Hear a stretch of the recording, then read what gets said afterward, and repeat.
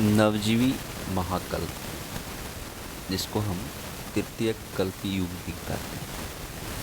इसका नाम है इंग्लिश में सीनोजोइक एरा। सीनोजोइक जो है वह दो शब्दों के मिलने से बना है। पहला है सीनो और दूसरा है जोइक। सीनो का अर्थ होता है रिसेंट और जोइक का अर्थ होता है लाइफ। सीनोजोइक का इस प्रकार अर्थ हुआ जीवन, नवजीवी, नूतन कल्प या आधुनिक महाकल्प। इसका प्रारंभ 7 करोड़ वर्ष पूर्व हुआ, समाप्त जो है यह 10 लाख वर्ष पूर्व हुआ और इस प्रकार यह नवजीवी महाकल्प जो है 6 करोड़ 90 लाख वर्षों तक रहा। इस काल को कुल मिलाकर के 5 भागों में बांटा गया है।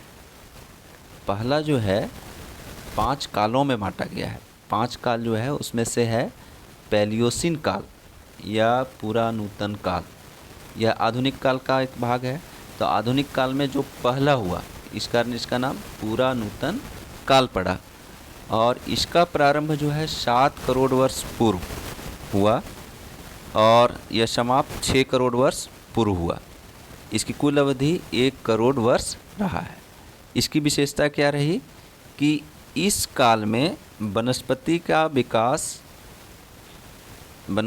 विकास के लिए जो जलवायु होनी चाहिए वैसी जलवायु थी, अर्थात वनस्पति विकास के लिए अनुकूल जलवायु थी।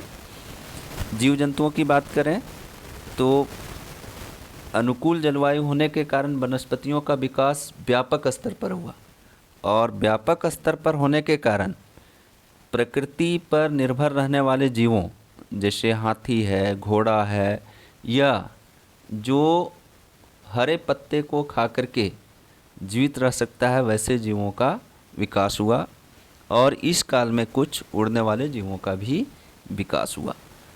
दूसरा जो नवजीवी महाकल्प का काल है वो है इयोशिन काल या इसको कहते हैं आदि नूतन काल।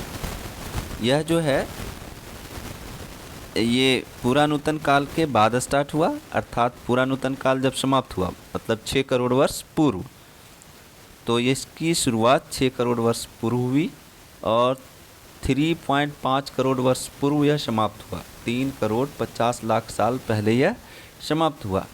इस प्रकार यह 2.5 करोड़ वर्ष 2.5 करोड़ वर्ष लंबी रही।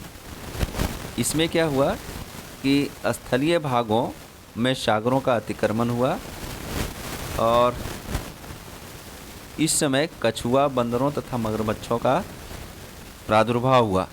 इसी समय हिंद महासागर और अटलांटिक महासागर का प्रादुर्भाव हुआ।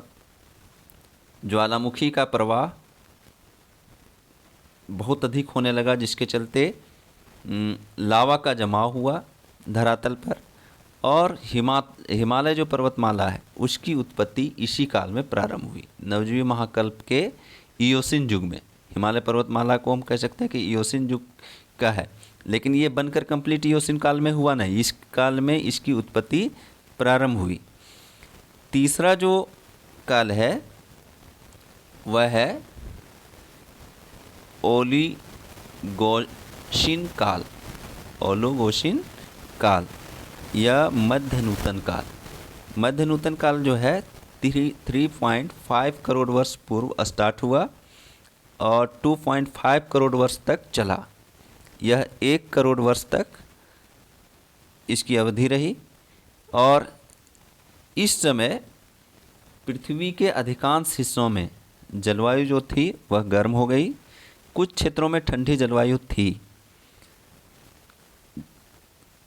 गर्म जलवायु के कारण क्या हुआ, ये कुछ क्षेत्रों के वन नष्ट हो गए और घास के मैदानों का विकास हुआ।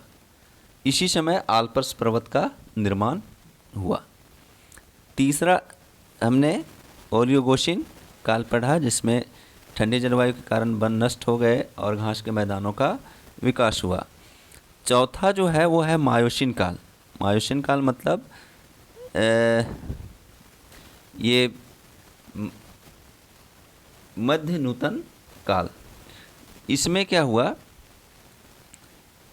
ये 2.5 करोड़ वर्ष पूर्व हुआ, 1.3 करोड़ वर्ष पूर्व समाप्त हुआ और 1 करोड़ 20 लाख वर्ष तक इसकी अवधि रही। इसमें व्हेल और शार्क मछलियों का विकास हुआ। बंदरों का जो विकास पहले हुआ था उसके नवीन स्वरूप आए और हिमालय और आल्प्स पर्वत का विकास जो है वह होता रहा, उसकी ऊंचाई में वृद्धि होती रही, इनका निर्माण पूर्ण नहीं हुआ, वृद्धि होती रही। और पांचवा जो है प्लायोसिन काल या अति नूतन काल, ये आज से 1 करोड़ 30 लाख वर्ष पूर्व स्टार्ट हुआ और 10 लाख वर्ष पूर्व समाप्त भी हुआ। इसकी कुल अवधि जो है 1 करोड़ 20 लाख वर्ष है। और इसी समय ध्यान दीजिएगा, अति नूतन काल में ही पूंछ विहीन बंदरों का विकास हुआ जो मानव की जैसे की आकृति का था। अर्थात हम कह सकते हैं कि अति नूतन काल में ही मनुष्यों का प्रादुर्भाव प्रारंभ हुआ।